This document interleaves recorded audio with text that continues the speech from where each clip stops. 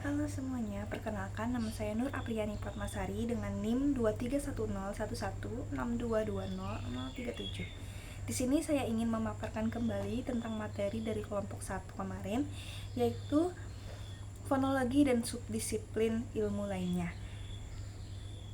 Dalam fonologi dan subdisiplin ilmu lainnya ada beberapa subbab, yaitu pengertian fonologi, faktor pemerolehan fonologi, ruang lingkup fonologi, subdisiplin fonologi, dan kaitannya dengan keilmuan lainnya.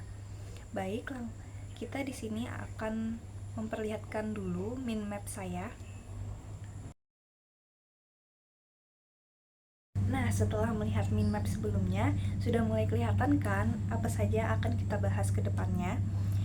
Dalam fonologi dan subdisiplin ilmu lainnya, ada beberapa subbab, yaitu yang pertama ada pengertian fonologi, yang kedua ada faktor pemerolehan fonologi, yang ketiga ada ruang lingkup fonologi, keempat ada subdisiplin fonologi, dan yang terakhir adalah kaitan dengan keilmuan lainnya. Yang pertama, langsung saja kita ke pengertian fonologi. Fonologi secara etimologi adalah terdiri dari kata fon dan logi. Fon yang berarti bunyi dan logi yang berarti ilmu. Jika digabungkan, fonologi merupakan cabang ilmu linguistik yang mempelajari pola bunyi dalam bahasa. Lalu kita lanjut ke pembahasan selanjutnya, yaitu faktor pemerolehan. Dalam faktor pemerolehan ada 3, yaitu faktor biologis, faktor lingkungan, serta faktor inteligensi.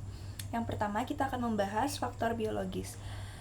Faktor biologis yaitu pemerolehan bahasa yang dipengaruhi oleh genetik etnik dari orang tua. Lalu yang kedua ada lingkungan. Dalam faktor lingkungan, pemerolehan bahasa yang dipengaruhi oleh lingkungan, terutama pada anak yang hidup dengan berdampingan dengan dua bahasa, yaitu jika orang tuanya berbeda etnis, seperti misalnya dengan etnik Sunda dan etnik Melayu misalnya. Lalu yang ketiga ada inteligensi. Inteligensi adalah kemampuan mental untuk memahami, bernalar, dan menyelesaikan masalah. Anak yang memiliki inteligensi yang normal akan lebih mudah dalam menyesuaikan lingkungannya nantinya. Materi selanjutnya adalah ruang lingkup fonologi. Dalam ruang lingkup fonologi ada 2, yaitu fonetik dan fonemik. Yang pertama adalah fonetik. Fonetik berkaitan dengan realisasi fisik suara, yaitu memeriksa bagaimana suara diproduksi dan direkam. Lalu yang kedua ada fonemik. Fonemik sendiri berkaitan dengan perbedaan bunyi yang dapat mengubah makna dalam bahasa itu sendiri, sepertinya misal e dan e gitu. Dari selanjutnya ada subdisiplin dalam fonologi. Subdisiplin dalam fonologi dibedakan menjadi 2, yaitu ada fonetik dan fonemik lagi. Yang pertama kita membahas tentang fonetik. Di dalam fonetik sendiri ada 3 lagi, yaitu fonetik artikulatoris. Fonetik artikulatoris yaitu bunyi-bunyi bahasa yang dihasilkan melalui gerakan organ berbicara manusia atau alat ucap si penutur ketika menyampaikan sesuatu pada si pendengar. Lalu yang kedua ada fonetik akustik. Fonetik akustik adalah frekuensi getaran saat si penutur berbicara. Yang ketiga, yang terakhir ada fonetik auditoris. Fonetik auditoris adalah bagaimana si pendengar tersebut menerima bunyi-bunyi bahasa melalui telinganya.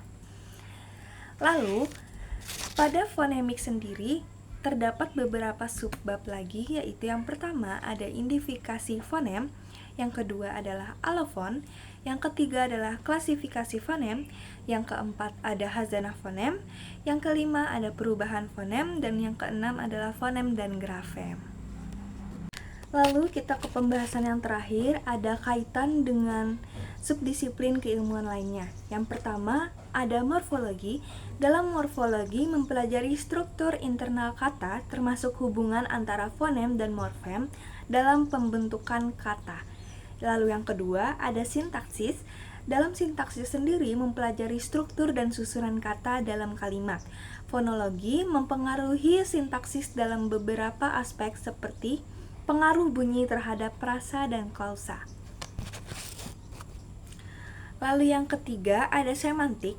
Dalam semantik sendiri mempelajari makna dalam bahasa. Fonologi mempengaruhi semantik melalui hubungan antara fonem, dan makna dalam pembentukan kata-kata dalam kalimat.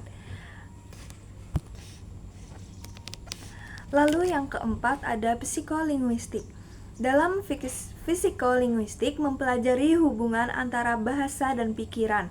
Proses kognitif manusia dalam menggunakan bahasa fonologi dalam pemahaman, proses produksi bunyi dalam pikiran, pengenalan, dan interpretasi bunyi pada proses komunikasi.